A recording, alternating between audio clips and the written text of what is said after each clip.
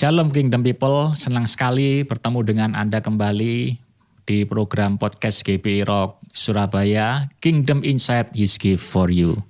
Kita masih ada di seri keuangan, seri finance, yang saya percaya sudah banyak memberkati Anda sekali, dan kami tetap selalu berdoa semoga podcast seri finance ini dapat membekali bagaimana cara kita mengelola berkat Tuhan dengan baik, sehingga bisa kita maksimalkan dan bisa kita pakai untuk memuliakan nama Tuhan. Hari ini secara khusus kita akan berbicara mengenai menanti janji Tuhan di masa krisis keuangan ya. Hari-hari ini kita melihat ada banyak sekali krisis-krisis yang terjadi, salah satunya adalah krisis keuangan yang mungkin disebabkan karena adanya pandemi COVID-19 ini. Dan kita akan bicarakan itu pada episode kali ini bersama dengan Bapak Edward Chandra Kusuma. Selamat datang. Saya panggilnya biasanya Ko Teddy. Shalom Roy. Shalom Ko Teddy, selamat datang. Ya. Thank you for inviting. Ya, Ko Teddy ini adalah salah satu pengusaha di GBI Rock Surabaya. Beliau juga adalah salah satu owner Hotel Royal Tulip ya di Surabaya. Hotel berbintang 5. Nah, tentunya kita akan berbicara tentang menanti janji Tuhan di masa krisis keuangan.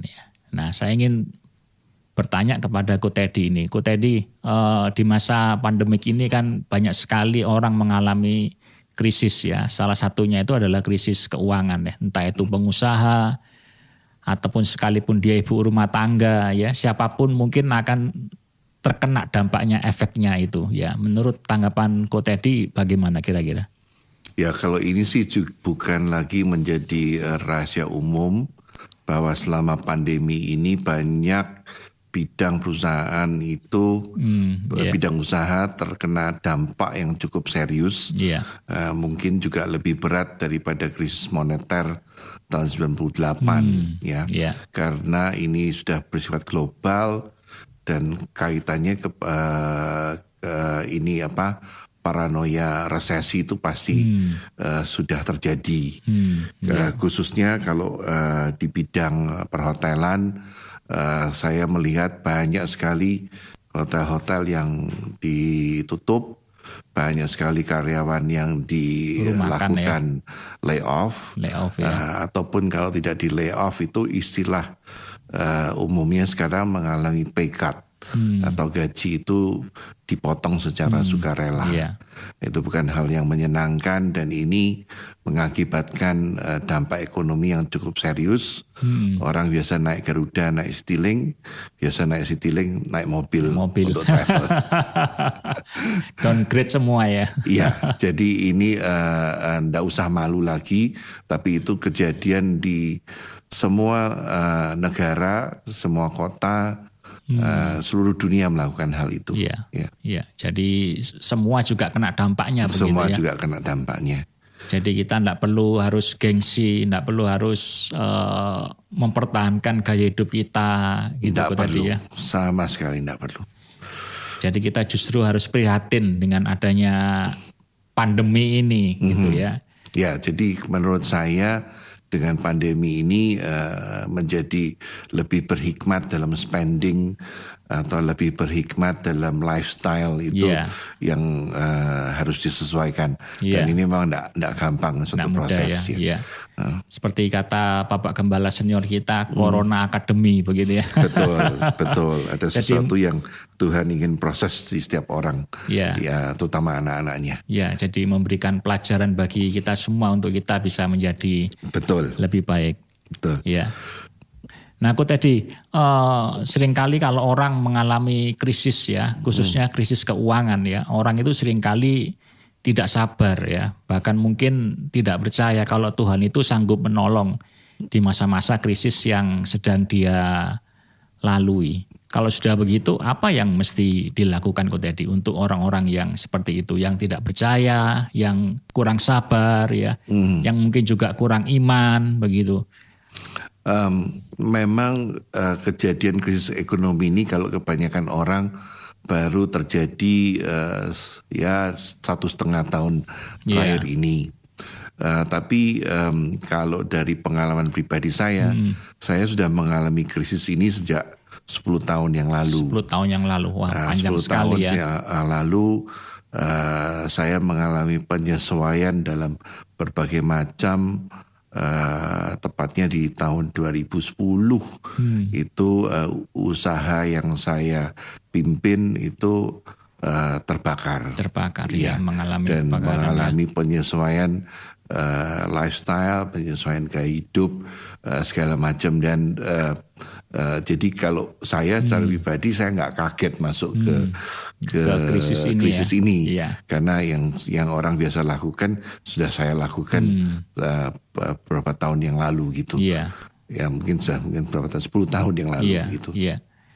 Jadi kalau orang-orang yang tidak sabar, kemudian mereka kurang iman terhadap Tuhan, bahwa Tuhan itu sanggup menolong, itu sikapnya harus bagaimana Ko Dadi ya? Apakah memang kalau dalam hal seperti ini, kalau tidak ada Tuhan, itu dikatakan dalam firman Tuhan di Yesaya 40 ayat 30, orang-orang muda menjadi lelah dan lesu, dan teruna-teruna jatuh tersandung. Jadi kebanyakan orang yang tidak mengenal Tuhan itu akan terjadi seperti itu. Mereka akan lelah, lesu, dan tersandung. Tapi ayat berikutnya, orang yang menanti-nantikan Tuhan mendapat kekuatan baru. Mereka seumpama Raja Wali yang naik terbang dengan kekuatan sayapnya. Mereka berlari dan tidak menjadi lesu. Mereka berjalan dan tidak menjadi lelah. Justru sekarang ini Tuhan akan mengadakan perbedaan, yang anak Tuhan dan yang bukan anak Tuhan, yang memakai cara Tuhan dan yang tidak memakai cara Tuhan. Saya selalu berpedoman ini bahwa Tuhan akan memberikan kekuatan yang baru. Ya, jadi kekuatan menghadapi masalah itu lebih penting daripada menghilangkan masalahnya. Nah, kuncinya kalau menurut saya adalah menanti-nantikan Tuhan. Nah, menanti-nantikan Tuhan ini gimana? Ya, ini yang perlu kita Ya. bahas. Bagaimana kita bisa tetap berpengharapan kepada Tuhan ya, sekalipun kita ada di masa-masa krisis, khususnya masa-masa krisis keuangan ini, bagaimana kita bisa menanti-nantikan janji Tuhan untuk digenapi dalam hidup kita. Kalau dalam pengalaman pribadi, setiap orang menanti-nantikan Tuhan itu prosesnya berbeda. Karena Tuhan itu membentuk dan istilahnya menguatkan karakter kita dengan berbagai macam cara. Tuhan itu Tuhan yang customize, bukan suatu fabrication, satu ritual yang proses saya dengan prosesnya Roy harus sama gitu ya. Pasti beda, pasti beda, tidak bisa sama. Tetapi prinsipnya yang sama, yaitu menanti-nantikan Tuhan.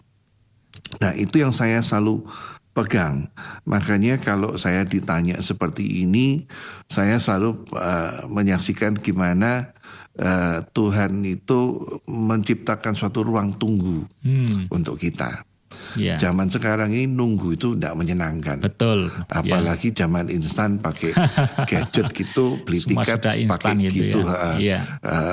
Tekan sini, tekan situ, sudah dapat hasilnya. Mau search, kalau kita dulu search mesti ke library, mesti puluhan buku. Sekarang cuma ngetik kata kuncinya sudah keluar semua jawabannya. But unfortunately cara Tuhan tidak cara seperti itu. Jadi ada suatu ruang tunggu yang Tuhan kadang-kadang taruh kita di situ. Nah, tunggu itu yang banyak orang sering salah artikan. Menunggu itu bukan sesuatu pekerjaan yang pasif. Ternyata menunggu itu adalah suatu pekerjaan yang sangat aktif dan kalau boleh saya sharingkan, tidak gampang buat saya untuk menunggu, apalagi tipe-tipe yang workaholic seperti saya, ya workaholic atau suka aktif kerja, ya yang suka istilahnya itu tidak gampang nyerah, itu sampai harus berserah itu masuk di dalam ruang tunggu itu. Tunggunya Tuhan, Nah, Tuhan akan memproses kita sampai pada kata kunci tadi itu berserah. Berserah itu bukan terserah lo ya. Berserah itu satu keputusan, bukan cara saya yang saya pakai, tetapi cara Tuhan. Ya.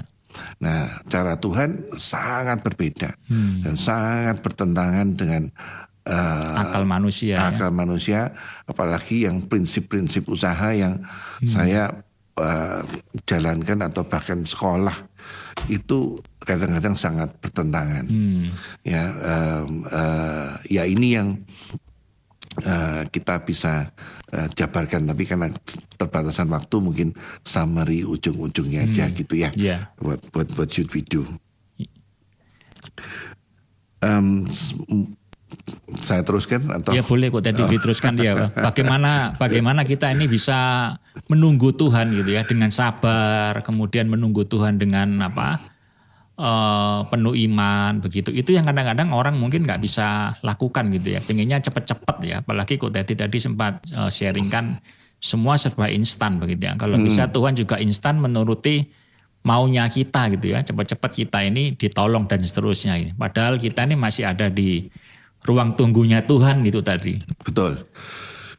Jadi kalau saya flashback beberapa tahun ke belakang, kalau saya dulu itu habis kebakaran, mau cepat aja. Saya cuma mungkin kembali membangun suatu building, suatu perusahaan yang ya 2 lantai. Ya. Kemudian kalau saya mau selesaikan beberapa tahun yang lalu, mungkin juga cuma bintang 4. Bintang 4 ya. Ya, terus kemudian karena saya belajar dan mulai mengerti akan prinsip daripada menunggu waktu Tuhan itu resultnya cukup aneh. Jadi pas di tengah-tengah pandemi ini kita lahir sesuatu yang buat saya itu miracle yang saya juga sulit untuk menjelaskan. Tapi kita buka di tengah-tengah pas waktu hotel lain itu tutup dan masalah kesulitan. Ya. Mereka lay off atau istilahnya memberhentikan para pekerja, memotong gaji pegawai. Kita justru enggak. Kita malah yang hire people. Kita melakukan prinsip Tuhan ya. Saya juga di coach sama gembala yang tiap bulan selama 10 tahun itu mampir ke proyek dan doakan. Istilahnya itu juga sesuatu hal yang wow buat saya. Jadi ada perkenanan Tuhan, ada orang yang keep on encouraging me, menguatkan saya untuk pegang janji Tuhan, janji Tuhan. Memang prosesnya buat saya 10 tahun, buat kamu mungkin less than that. Tapi prinsipnya ada suatu ruang tunggu, ruang proses yang Tuhan itu mau lakukan dalam kehidupan setiap orang, terutama waktu-waktu ini. Jadi buat teman-teman yang mendengarkan, kalau Anda restless, you have to understand prinsip bahwa harus ada sesuatu yang ditunggu. Gitu. Memang semua orang pasti akan masuk ruang tunggu itu kok tadi ya. Menurut saya kalau kita menanti-nantikan janji Tuhan, pasti masuk ruang itu ya. Pasti masuk ke ruang tunggu itu. Itu berita baiknya. Ya, jadi itu di ruangan tunggu ini kita diuji pada dasarnya banyak hal, yaitu mengenai apakah kita percaya janji Tuhan, apakah kita punya iman. Iman itu bukti dari yang tidak kelihatan, Yang kemudian yang ketiga yang paling nggak enak itu endurance atau stamina. Tuhan itu menciptakan setiap anaknya itu more than conqueror. Conqueror itu nggak ada yang lemes-lemes atau apa. Semua mesti tahan mental ya, and kuat tahan uji juga. So that's the thing.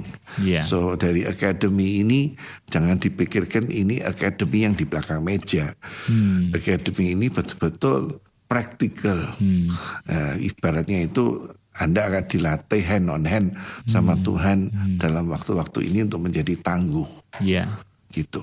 Dan itu pasti ada maksud Tuhan yang baik kok tadi ya. Di ujung ruang tunggu itu pasti ada maksud Tuhan yang baik untuk hidup kita. Pasti buat saya itu sekarang ini it's living a dream. Bahkan saya setiap pagi itu meskipun sampai sekarang juga masih kerja keras. Setiap kali saya datang ke tempat kerja itu kok lucu ya sudah jadi, and this is 5-star yang I can never think of. Ya, so I'm happy with only 4-star atau toko biasa atau hotel biasa, but Tuhan kasih sesuatu yang lebih daripada itu, lebih yang buat saya itu wow, kok bisa ya. Jadi every day sekarang ini saya dari hasil menunggu itu selalu pertanyaannya kok bisa ya, kok aneh ya, kok bisa kayak gini ya, kok keren ya kan gitu.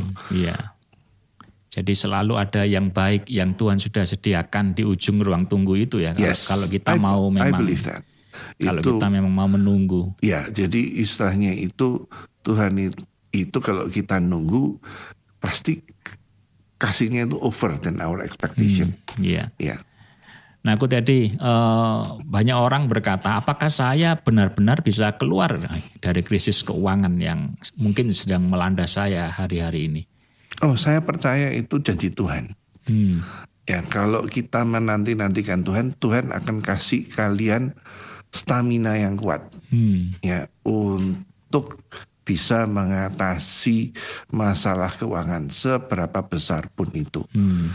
Ya, kalau ya contoh saya bangun hotel tuh kalian pikir 1 miliar 2 miliar kan enggak segitu ya. Kalau dipikir-pikir ke belakang ada teman-teman yang juga ngeliat aneh gitu kalau yang bisa saya bersama Tuhan, bukan saya ya, bersama Tuhan yang bisa Tuhan bukakan kesempatan, dan kesempatan yang Tuhan berikan itu unik-unik, dan yang saya bisa saksikan justru di masa-masa yang aneh itu Tuhan nyatakan miracle-nya gitu. Jadi buat teman-teman semua yang menyaksikan podcast ini nggak perlu khawatir begitu ya, bahwa apakah Anda bisa keluar dari krisis keuangan? Jawabannya hari ini adalah bisa. Begitu Ko Teddy ya. Dan saya Tuhan sanggup harus ya. pelajari bahwa khawatir itu istilahnya khawatir itu sama dengan ateis. Kamu tidak percaya Tuhan. Ya, orang ateis tidak percaya Tuhan, tidak percaya janji Tuhan. Jadi lawan daripada khawatir itu adalah iman, your faith. Dan iman itu timbul akan pendengaran akan firman Tuhan. Ya, jadi supaya ini termanifest dalam kehidupan setiap daripada kita dalam masa-masa tunggu itu, saya sarankan untuk kalian betul-betul ya megang janji Tuhan, mempelajari, menanti-nantikan ini kelihatannya mesti satu sesi sendiri. Ya, jadi tapi yang saya mau katakan bahwa kalau ada khawatir, something is wrong with you. Ya, apalagi kalau kalian sudah punya kesaksian masa lampau. Ya, lihat kesaksiannya itu, lihat bagaimana penyertaan Tuhan menolong kita di masa lalu gitu Ko Teddy ya. Betul. Ya, kalau kayak contohnya Roy sendiri kan punya kesaksian hidup kecelakaan. Jadi setiap kali ngadepi masalah, Roy tahu bahwa dulu Tuhan tolong, sekarang Tuhan pasti akan tolong juga. Gitu. Bagaimana kita bisa menanti janji Tuhan dengan penuh percaya bahwa Tuhan itu pasti akan menolong saya, Ko Teddy? Ya, jadi kalau buat saya adalah pengertian yang rasional begini, bahwa ada sesuatu yang natural, ya, natural untuk kita menuai janji Tuhan. Antara menanam dan menuai itu butuh waktu. Tidak ada saya nanam jagung sekarang besok saya nuai. Jadi pasti ada yang ditunggu. Kalau kamu sampai tidak ngerti itu kebacut. Ya, yang kedua yang kita perlu tahu ada peperangan rohani, pergumulan. Ya, pergumulan dengan khawatir, tadi stres, betul nggak bisa tidur. Oh, itu saya ngalamin semua. Bahkan mungkin depresi, yang hari-hari ini kita alami banyak orang begitu ya. Itu mengalami depresi kata psikolog, kata orang dunia, stres segala macam. Tapi kita anak-anak tahu Tuhan tahu itu medan perang. Medan perang itu di pikiran kita, ada di pikiran kita. Ada dua anjing yang berkelahi. Ada anjing hitam, ada anjing putih. Kalau kita ngasih makan yang hitam menang, pikiran jelek, jalan yang terus, jalan bangkrut, hancur, buyar ya. Tapi kalau kita kasih janji Tuhan, firman Tuhan terus di pikiran kita, anjing putihnya yang menang. Oh, Tuhan pasti mengenapi janji, pasti jadi proyeknya, pasti akan jadi luar biasa, pasti akan jadi hebat. Kita more than conqueror. Dan itu pasti akan terjadi kok tadi ya. Kalau memang kita berpikir bukan hanya sekedar berpikir positif ya, tapi berpikir sesuai dengan firman Tuhan, janji Tuhan, pasti akan terjadi itu ya. Firman Tuhan bukan pikiran positif. Firman Tuhan itu benih yang hidup. Yang kita tanam dan kita manifestasikan. Nah, kalau kita anak-anak Tuhan tidak mengerti ini, you better go to your pastor atau pembina rohanimu, belajar lagi. Karena ini betul-betul manual untuk menghadapi masa-masa ini gitu. Ya. Nah, buat orang-orang yang masih khawatir, masih ragu, dan kemudian kadang-kadang seringkali masih diselingi oleh pikiran-pikiran yang negatif. Itu bagaimana kok dari tips dan triksnya untuk menghilangkan hal itu? Kalau saya kan sekarang ini kan ada earphone, ya beli itu, habis itu dengerin lewat handphonemu. Setiap kali ada kekhawatiran, lawan itu pakai ya khotbah atau janji Tuhan, lagu rohani. Isi terus, karena iman itu timbul dari pendengaran. Jangan dibaca. Ya, firman Tuhan jelas, kamu mesti dengarkan, bahkan kamu baca Alkitab, lantunkan itu. Iya. Jadi itu yang menjadi tips dan trik untuk supaya imanmu kuat tumbuh ya. Nah, sementara pikiran juga kita mengerti proses-proses yang Tuhan kita lewatin ini memang tidak gampang dan semua orang tidak sama. Saya lewat berbagai macam proses dalam ini ya. Tapi itu garis besarnya. Dan tips satu lagi adalah menunggu akan janji Tuhan bahwa kamu akan dimenangkan kehidupanmu, dipulihkan keuangan segala macam. Itu adalah mempersiapkan diri. Kalau Tuhan bisa pulihkan, saya mau ngapain? Kadang-kadang Tuhan juga nunggu itu. Kalau kamu dipulihkan, kamu kembali ke your old habits or not, atau kamu jadi hamba Tuhan yang lebih setia, lebih giat, lebih hebat. Itu yang lebih penting kok tadi ya. Jadi Tuhan sedang menantikan kita mau apa begitu ya. Ya, karena pada waktu saya menunggu, seringkali saya khawatir. Khawatir itu betul-betul tidak efektif. Saya tuh mikir kalau dulu saya tidak khawatir, saya lebih banyak masuk ke interior design atau masuk ke planning yang arsitekturalnya lebih unik, mungkin jadi lebih bagus. Ya, jadi ada hal-hal yang ngapain sih dulu gua khawatir, toh Tuhan bisa, oh gitu toh caranya at the end itu, gitu. Iya. Nah, terakhir kok tadi sebagai closing statement ya, pesan penutup kepada para pendengar dan menyaksikan podcast kita ini, apa yang bisa Ko Teddy sampaikan kepada kita semua tentang bagaimana kita menanti janji Tuhan di masa krisis keuangan ini, Ko Teddy? Ya, saya cuma mau kasih ini tips, dan ini saya juga belajar dari para hamba Tuhan. Tuhan itu pasti akan menggenapi janjinya. Pasti. Ada 7.000 janji Tuhan. Di Alkitab lebih dari 7.000. Jadi fokus kepada apa yang Tuhan punya, apa yang Tuhan bisa lakukan, bukan akan kemampuan kita. Kalau kemampuan kita dengan otak terbatas kita mau restructuring hutang, mau ngelunasi hutang yang lebih besar dari aset, jebol. Jebol, kita pasti jebol, konslet, kamu akan stres, kamu akan depresi. Tapi kalau kita ngelihat Tuhan dari perspektif makronya, ada suatu rencana kita jalani kehidupan kita day by day, sampai pegang janji Tuhan, bukan kemampuan kita. Itu saya rasa akan jauh lebih efektif saat-saat ini. Dan janji Tuhan pasti akan terjadi. Pasti akan digenapi ya. Pasti akan digenapi ya, karena kita percaya Tuhan kan.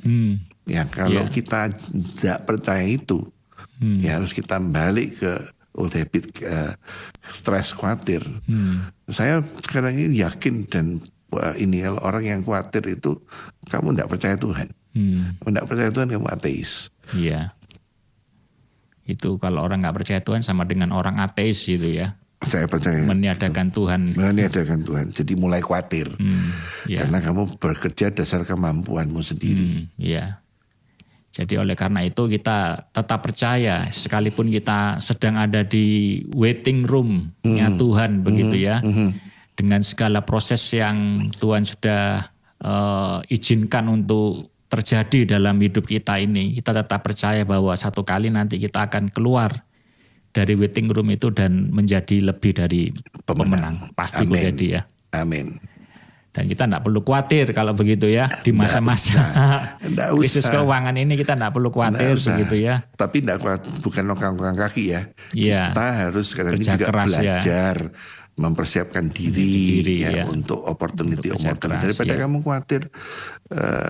Lebih baik gunakan yang efektif ya pikiran kita. Paling tidak belajar suatu teknik atau suatu skill yang lain ya. Saya jadi nunggu 10 tahun jadi ahli di interior. Iya. Nah, coba padahal sekolahnya accounting kan gitu. Jadi justru keluar dari ruang tunggu malah mendapat keahlian yang baru. Keahlian baru, betul. Iya. Baik Ko Teddy, terima kasih untuk waktu yang telah disempatkan hadir di program podcast GBI Rock Surabaya. Dan untuk menutup episode kali ini, bisakah Ko Teddy berdoa untuk kita semua, khususnya untuk para pengusaha yang ada di gereja kita di GBI Rock Surabaya ini. Mari kita berdoa. Ya. Tuhan, Engkau adalah Raja kami, Engkau adalah penolong kami, Engkau adalah Bapa kami. Tuhan, kami percaya bahwa Engkau menyertai setiap daripada kami. Kami percaya Engkau sungguh-sungguh mengetahui keadaan kami. Kalau saat ini kami khawatir, ampuni kami. Karena kami kurang percaya akan rencana-Mu Tuhan. Ajar setiap daripada kami untuk mengerti akan rencana-rencana-Mu, akan janji-janji-Mu Tuhan. Bahwa janji-Mu itu adalah ya dan amin. Kasih karunia-Mu dalam kehidupan kami cukup. Dan kami percaya Tuhan Kau akan menolong setiap daripada kami. Amin. Dengan cara-cara yang luar biasa. Itu di luar daripada kebiasaan kami Tuhan. Terima kasih Bapa, Kau sudah tanamkan benih iman itu. Dan benih iman itu akan bertumbuh. Dan kami percaya Tuhan malaikat-Mu juga akan menjagai setiap daripada kami. Dari pemikiran-pemikiran yang jelek maupun dari segala sesuatu yang jahat. Tuhan. Terima kasih Bapa, Engkau sungguh luar biasa. Kau pertemukan kami kembali di gereja maupun di persekutuan doa Komsel dan di podcast ini dalam keadaan yang luar biasa. Dan kami yakin Tuhan dalam waktu-waktu yang mendatang kami juga akan mempunyai kesaksian bahwa Engkau sungguh luar biasa. Ya, di dalam nama-Mu Tuhan Yesus Kristus kami berdoa dan mengucapkan syukur. Amin. Amin. Terima kasih sekali lagi Ko Teddy untuk waktunya. Saya sendiri sangat diberkati dengan perbincangan yang singkat ini. Dan saya percaya rekan-rekan yang menyaksikan podcast ini juga mendapat berkat ya, mendapat insight, mendapat wawasan yang baru. Dan iman Anda saya yakin juga akan diperkuat ya. Jadi tidak perlu khawatir selama kita menanti janji Tuhan di masa-masa krisis keuangan. Karena Tuhan pasti akan menolong kita. Oleh karena itu terus saksikan program-program podcast berikutnya di Kingdom Insight His Gift for You.